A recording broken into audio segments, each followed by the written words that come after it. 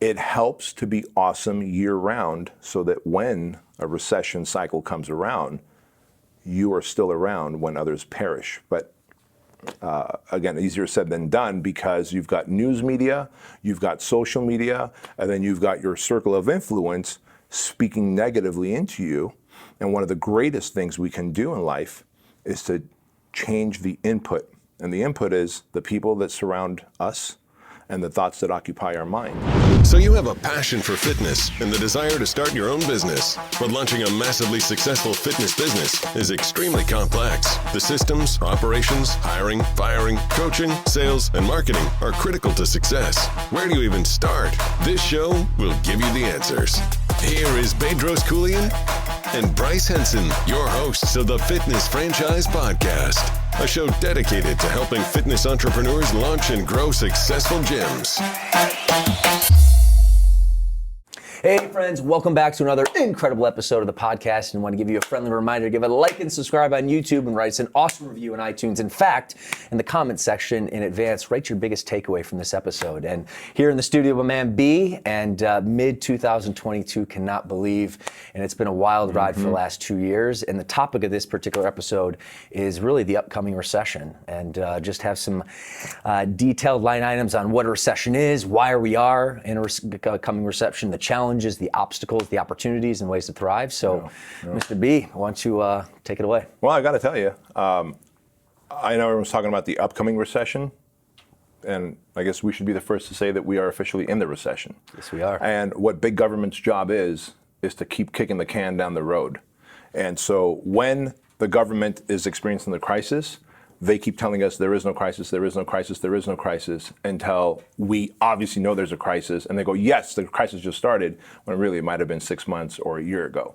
And so the recession started literally like about 4.5, 5 months ago, and you can trace back from the date of this episode. We're shooting this in like early first week of July, second week of July of 2022, as we saw the housing market all of a sudden slow down. Yeah. Yep. Housing market slowed down, interest rates started to go up, and inflation went up even more, and the dollar went down even more. These are all telltale signs of, hey, guess what? We're in a recession. So what's coming around the corner when we enter the depression, an economic depression, that's when they'll say, hey guys, we're in a recession, but we're going to work our way out of it. That's just how it works. Now, having said that, we also have to look at a recession or an economic depression, no different than what you would see on the African Serengeti. From time to time, there has to be a massive drought to thin out the herds of animals, because those animals can cause a lot of chaos if they keep growing and growing and growing and eating all the foliage on the Serengeti. There has to be those massive fires to thin out those herds, because otherwise it'll be chaos. And so, believe it or not, the thing that creates natural thinning of financial herds is recessions in world economies. And so if we accept it as a bad thing, then we will end up having a bad outcome. If we accept it as this is something that happens regularly, and we can historically go back all the way to the Great Depression and come forward and see, then we go, okay, it looks like plenty of people made lots of money in the recessions and depressions. Plenty of people listened to the talking heads on the TV news channels and accepted it as, I should be broke and lose my home and my job, and therefore they did. And so what we want to do here on this show is really coach them through the process of, how do you monopolize on this recession? How do you stack it in your favor, like we did in the 2008 housing market crash, when during the peak of the unemployment rate of 2010, and we were in the depth of the recession, is when I started Fit Body Bootcamp, right? So everyone else was losing, I was winning. And clearly I wasn't the only one winning in 2010, 11, 12, 13. Many others were. It's just the news will shine a light on everyone losing, and therefore it gets more people to lose. Totally. I'll kind of jump in, and we're going to talk a little bit about like the challenges, but also the benefits and the opportunities, to be your point. But to kind of bring it back down. Like, what is a recession? Really, to your point, B, it's a natural flow of business. And really, by the definition of the Fed and the IRS, if you experience 2 quarters consecutively with financial contraction, that is by definition a recession. And it's certainly important to talk about. That's why we're shooting a podcast here episode today. But it's also, it's basically the normal life cycle of business. So it's a big, scary word, but at the end of the day, there's booms, there's busts. It's just a natural cycle. And you talked about, the forest fires here in Southern California. They're no joke. I mean, they're a real thing, right? But it's interesting. I was watching a thing on National Geographic a few weeks ago, and while the media likes to basically put fear and doubt and chaos and concern, the National Geographic episode actually just talked about like how the benefits of just the natural cleansing of the herd or the forest in this particular situation, and it allows basically the vegetation, out with the old, in with the new, and that's really kind of what we're up against here. So California looks the prettiest the year and 2 after a forest fire. Yeah. And that's because all of that dead foliage from the summertime that gets burnt goes and nourishes new foliage that comes out. Yeah, totally. So, it's natural. It's just part of the process. But what can we do about it? So, looking ahead. So, first, I want to talk about the challenges, and then on the backside of that, we're going to talk about the benefits and the opportunities. So, here are some of the challenges I see. At the end of the day, companies do go out of business. That is the cleansing of the herd that we just talked about. Employee layoffs happen. In fact, Tesla just reported, I believe Elon Musk is laying off 10% of his workforce, and that just happens with natural contraction. It also something to consider, and you can also be proactive about this, but lending gets harder. So if you have a line of credit, if you have access to capital, sometimes that can dry up from the recession. So it's important to be proactive and talk with your bankers now, talk with your lenders now, especially as if you're going to go into hyper growth mode and double down and really gain market share from a marketing perspective. It's good to have access to capital. A couple other things, consumer spending goes down, and ultimately what we're seeing right now is the stock market decreases. But also knowing that a lot of the wealth in the stock market, a lot of times it's just wealth on paper. At the end of the day, you don't actually make a profit or dividend or take a loss unless you actually pull money out. So that's really, really important. So from a challenging perspective, those are some of the things I see. How about you, B, in your experience? Dude, I'm so glad you brought that up. So October of 2007. Now, let's not forget, 2008, we had the great housing market crash, and the ensuing 5-6 years were just awful for our country in terms of the recession. Plenty of people did well, but by and large, most people unfortunately lost homes and jobs, and divorce rates went through the roof, suicide rates, etc. But October of 2007, Diana and I bought our home here, right? And we bought it. And now, if you go back to that time, you would remember that in 2006, 5, and 6, and 7, like the housing market was going up. And so we bought this beautiful property for $980,000 here in Chino Hills, October of 2007. By July of 2008, Diana pulled up Zillow, and our house was worth $720,000. Oh, dang. So we lost over $200,000 in value. On paper, yeah. On paper. That's exactly it, on paper. Now, if I had said, well, we just lost $200,000. Well, we didn't. The value of our home was $200,000 less, and therefore, if I were to sell it in that moment, I would be upside down and therefore would have to foreclose, lose my home. But instead, I said, well, as long as I can keep paying this mortgage and making money, I know historically, every 5 years, the economy shifts again, will improve. And today our home is worth millions. And I share this because what ends up happening is when people are told that, hey, the water's cold, we do this in the project all the time. Hey, this water is ice cold, it's frigid, like it's you're gonna feel it in your bone marrow. And guess what? It psychs them out and they feel exactly what we tell them. They feel that. Yeah, and so when the news media, says that people are losing homes and suicide rates and divorces, et cetera, and jobs, more and more people do that. Businesses go, well, apparently this is a time for me to not grow, so I won't try and grow. Instead, I'll contract, so I'll fire people. Therefore, they just contributed to the unemployment rate, right? And then people go, oh, people are committing suicides? Well, shoot, I feel hopeless. Maybe that's a way out. Suicide rate continues to go up. None of that has to happen if we understand that this is a natural cycle and the money that you're losing is only on paper if you're in the stock market, if you're in crypto. Like I'm heavily invested in crypto. Me too. I lost a lot of crypto dollars, right, in terms of money. But I haven't sold. In fact, I've been buying more right now aggressively. I'm buying on the low end, knowing that it will go up, and when it does, I'll be right side up again. And so, but there's a very specific type of mindset attached to that person who says, I'm broke on paper, but as long as I keep working, things will go right side up. And I don't know what separates the type of person who can think that way versus the other way, but that is a differentiation that really sets someone up to win versus lose in life. Totally. You know, it's personal development, it's growth, it's experience, and surrounding yourself with, a coach, a franchise system, access to positive people that can point in that direction. So, yeah, so those are some of the challenges that, being very candid with you, that we want to get out in front of. In terms of the benefits, and interesting, I'm going to kind of go over my benefits from what I see from my lens, but I really want you to kind of jump into, talk a little bit about how you hockey stick the brand within a recession. So the benefits of recession, specifically not necessarily employee, but if you're looking from a business ownership perspective, number one, bad companies go, which means basically there's a cleansing of herd. You have the opportunity to gain market share, especially with all the PPP and the stimulus that was pushed out. There's a lot of companies that are not really foundationally strong, but they've been lifted up. And ultimately, when a recession comes, it's the strong core companies that are going to thrive. And certainly here at Fit Body Bootcamp and a lot of other companies that you have under your belt, Bedros, are going to do the same. The other thing, and it's interesting, when I opened my first location in Yorba Linda 2012, this was off the heels of the Great Recession. Right. Real estate availability, like compared to what it was in the last few years, holy smokes. I mean, there was so much more availability.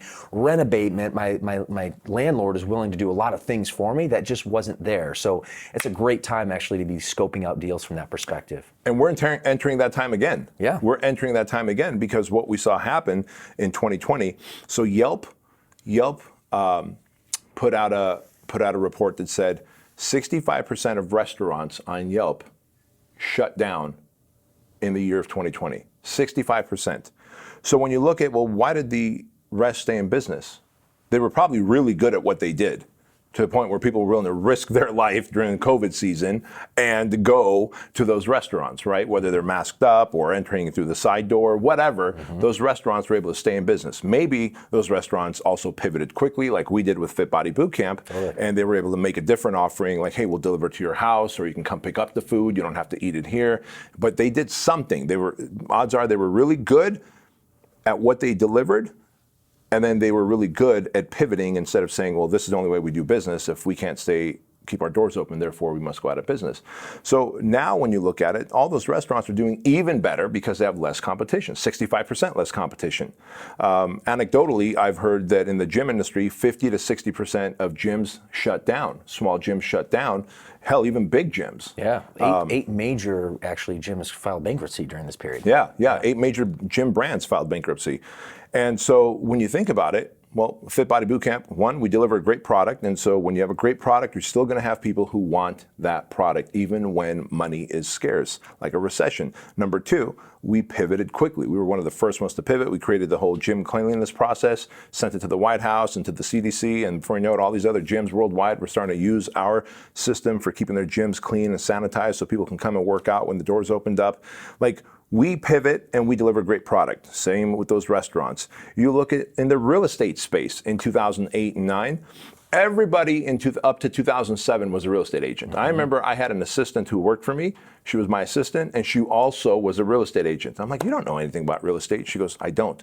But I became one because I'm making commissions left and right because people were getting stated income loans left and right. All of a sudden, 2008, 2009 come around, housing market crashes. Something like 85% of real estate agents went away. Yep. The real hardcore ones who know how to work under any situation stayed around and made even more money. Thrive. Hockey stick. And the back end of that, they just dominated. Yeah, so it really is a great thinning of a herd that happens so that the cream of the crop will only rise to the top. And when we look at, sadly, what's reported, like the news will never report 80,000 sucky real estate agents went out of business. They just say 80,000 real estate agents are no longer real estate agents. They'll never report that 65% of horrible restaurants are now out of business. They will just say 65% of restaurants are out of business. Same with gyms. if you really want to know the truth, you got to say, hey, these sucked. They were no good. They didn't meet the expectations. People were just going to them because the economy was good. But when the economy got bad and people had to pick and choose, they went to the one that they knew was going to be around, like had a reputation. And so it helps to be awesome year round so that when a recession cycle comes around, you are still around when others perish. But again, easier said than done, because you've got news media, you've got social media, and then you've got your circle of influence speaking negatively into you. And one of the greatest things we can do in life is to change the input. And the input is the people that surround us and the thoughts that occupy our mind. So if I can put myself around winners like you, and if I could only listen to positive things that make me vibrate at a higher level of consciousness rather than feel fear, doubt, uncertainty that I'm going to lose it all, then input controls belief systems. Belief systems dictate actions. Actions dictate outcome. And I'm destined to win if I can change the input. Totally. What's up, my friend? Bryce here. Now, you might know me as the co-host of this podcast and the CEO of FitBody. But what many people don't know is that I actually began my journey as a FitBody franchise owner. Now, being an owner, I wake up every day absolutely doing what I love. I live my passion. I help people transform their lives and have both financial and personal freedom. And it's for these reasons and many more that other owners join the brand and open their own FitBody locations too. So if you're looking to build a highly profitable business, take charge of your life, and create an impact in your very own community, then opening a FitBody gym might be a perfect fit for you. Now, to see if a territory is available in your area, as we have very limited spots due to our incredible growth, go ahead and visit our website at FBBCfranchise.com to complete an application. Well, thanks, and back to the show. So on that note, to double down and even a couple other benefits we're about to come is access to talent, B. And shoot, man, I was at IFA International Franchise event earlier this year in 2022 in San Diego. And honestly, they had like different, booths and exhibits and teaching just on the crazy employment market right now with so much money being brought in. You have to sign signing bonuses, and it was hard for recruiting. In a recession, that actually, doesn't happen. That dries up. You have way more access to talent. You have way more access to less entitled talent. You don't have to pay about bonuses and all the crazy stuff that we've been experiencing, and not only from the IFA, but working with our owners and coaches, and just the local community and world community.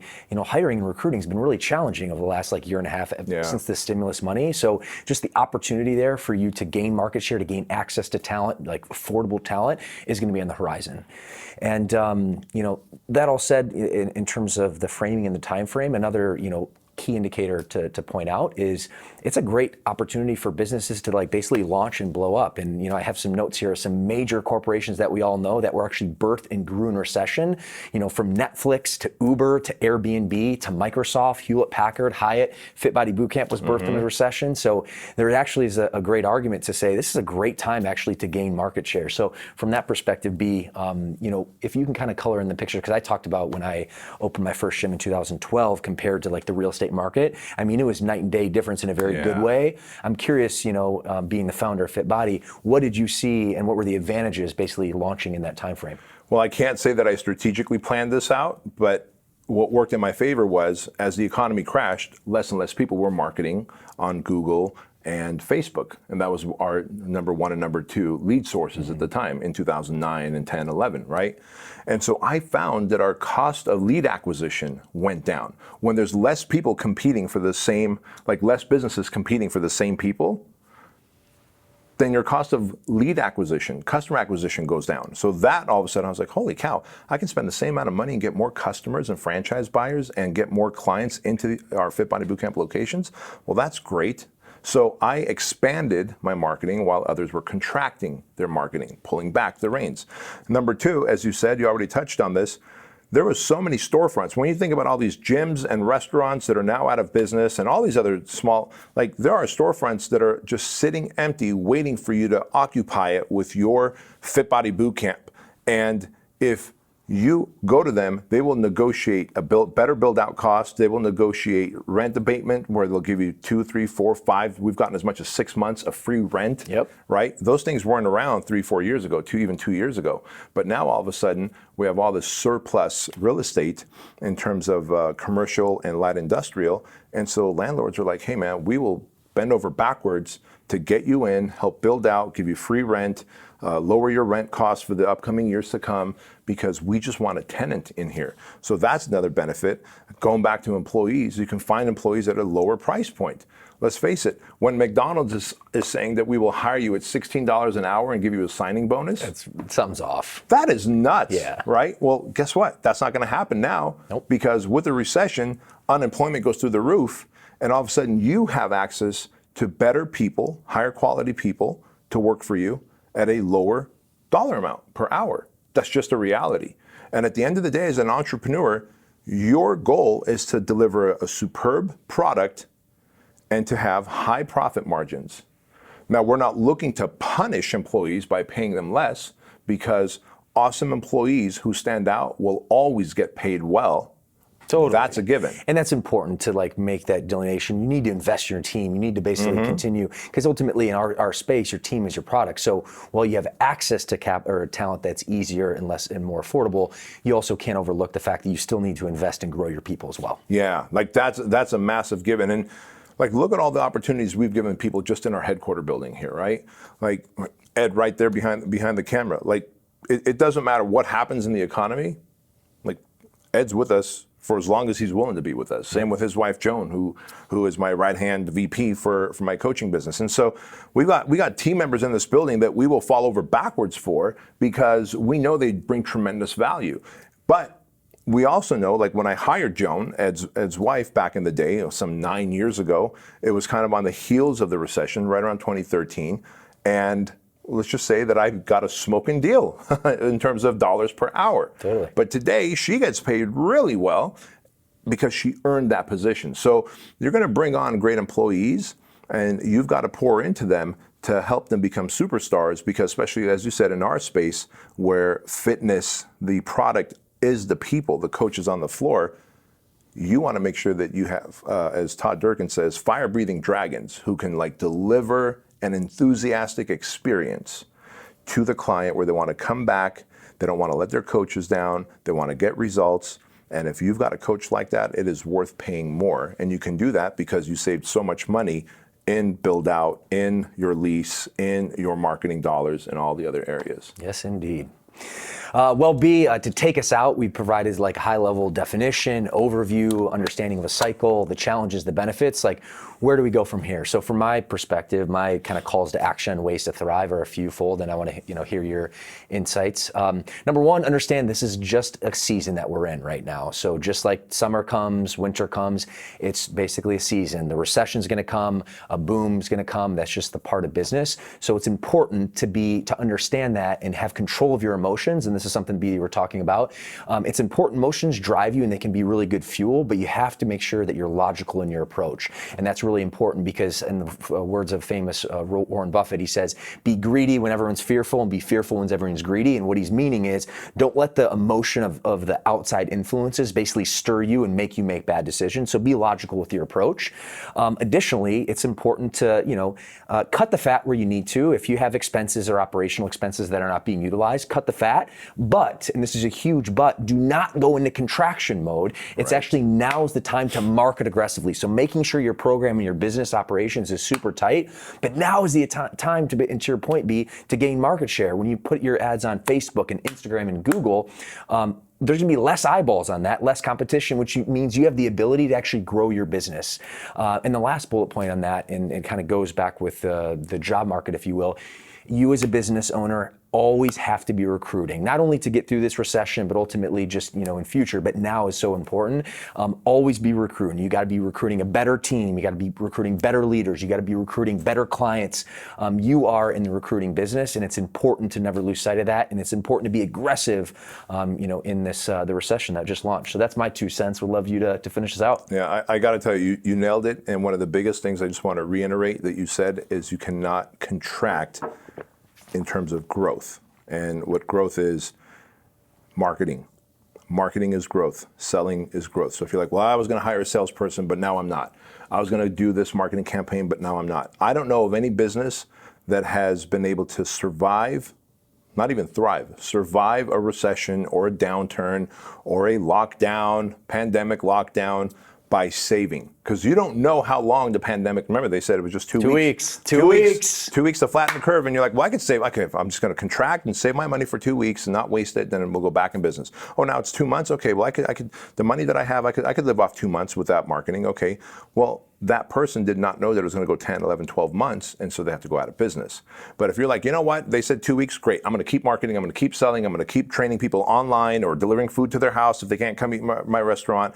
Keep generating money. Do not contract on the things that make you money. Contract on goofy things, like you said. Be frugal. If you're like, hey, we're using Slack, for example, not that Slack, we do use Slack here, and I think it's a great company, so this is not a kick on Slack, but let's say, hey, we use Slack to communicate. And I don't know how much Slack costs, but if you think that there's a better method of communicating where we can communicate in person for the time being because we can save, whatever, $500 a month on Slack, it might be worth cutting out Slack or some other service. Maybe you're having some, whatever, protein shakes come to your corporate office and you're like, you know, we're going to have to do away with that amenity for the time being. But where the growth related expenses are concerned, if you can justify that I'm putting $1 out and getting $2 back, keep doing more of that, and you'll see that you grow and hockey stick out of the recession. And a bigger thing outside of that is, if you've got this momentum of growth throughout the recession, when people feel that it's safe to spend again, you've got the momentum over everybody else, you're going to really skyrocket. And that's the differentiator.